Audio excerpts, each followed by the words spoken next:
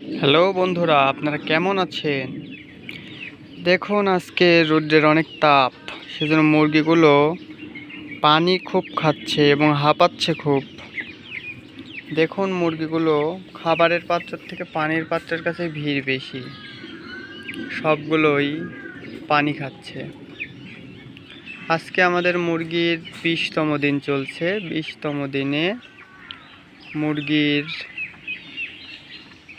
গ্রোথটা অনেক ভালোই আছে, খারাপ নেই। বন্ধুরা, আজকের ভিডিওর আমাদের টপিক হবে আমরা রোদ্রের সময় বা দুপুরে হিট স্ট্রোক থেকে বাঁচতে হলে কি কি উপায় অবলম্বন করব। তো চলুন আমরা ভিডিও শুরু করি। এই গরমে ব্রয়লার মুরগি লালন পালন করা খুব কঠিন একটি বিষয়। এই রোদ্রের দিনে, যেদিন রোদ্রের তাপ অনেক থাকে, সেদিন 2-1টা করে মুরগি স্ট্রোক করে। এই স্ট্রোক থেকে বাঁচতে হলে আমাদের কিছু নিয়ম অনুসরণ করতে হবে। যেমন, আমরা দুপুরে যে পানিটা খেতে দিই, এই পানির সাথে আমরা স্যালাইন জাতীয় দ্রব্য মিশিয়ে খেতে দিতে পারি, যাতে মুরগিগুলো হিট স্ট্রোক না হয়। যেমন লেবু পানির সাথে মিশিয়ে দিতে পারি, লেবুর জল, এতে হিট স্ট্রোক কমায় এটা।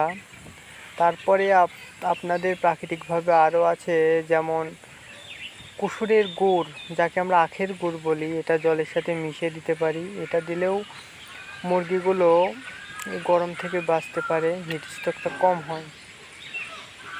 তারপরে আমরা ব্যবহার করতে পারি, আপনার আছে লেবুর রস, যেটা আছে সেটা চিপে চিপে দিতে পারি লেবুর শরবত হিসাবে। স্যালাইন দিতে পারি, চিনি মিশিয়ে দিতে পারি, তাহলে পানিটা বেশি খাবে আর কি। তারপরে আমরা যদি ওষুধের দিকে যাই, ব্যয়বহুল খরচ, তাহলে অনেক ধরনের ওষুধই আছে বাজারে। যেমন হিটলার একটি ওষুধ পাওয়া যায়, নামটা কিন্তু অনেক জোস, নামটা হিটলার। এই ওষুধটাও হিট স্ট্রোক ঠেকায় আর কি। গরম পড়লে ব্রয়লার মুরগির যা অবস্থা হয় আর কি, তা বলার মতো না। এই ওষুধে আর কি কাজ হয় না।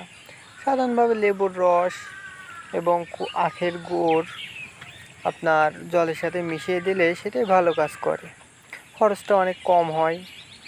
এভাবে দিয়ে আমরা হিট স্ট্রোক ঠেকাতে পারি। আর ব্রয়লার মুরগির ঘর আমরা সেটি খুব ঠান্ডা জায়গায় করলে সেটি ভালো হয় আর কি, তাহলে হিট স্ট্রোকটা কম হবে। যেখানে রোদের তাপ কম হবে সেই রকম জায়গা নির্বাচন করা উচিত। এটাই ছিল আমাদের ভিডিওটা, মূল টপিক। আপনাদের কাছে এই ভিডিওটি ভালো লাগলে অবশ্যই লাইক করুন, সাবস্ক্রাইব করে রাখুন। আর এখনও যারা আমার চ্যানেলটিকে সাবস্ক্রাইব করেনি, দ্রুত সাবস্ক্রাইব করুন। তো বন্ধুরা, ভালো থাকবেন। আমাদের মুরগিগুলোর জন্য সবাই দোয়া আশীর্বাদ করবেন, যাতে সব সুস্থ সবল থাকে।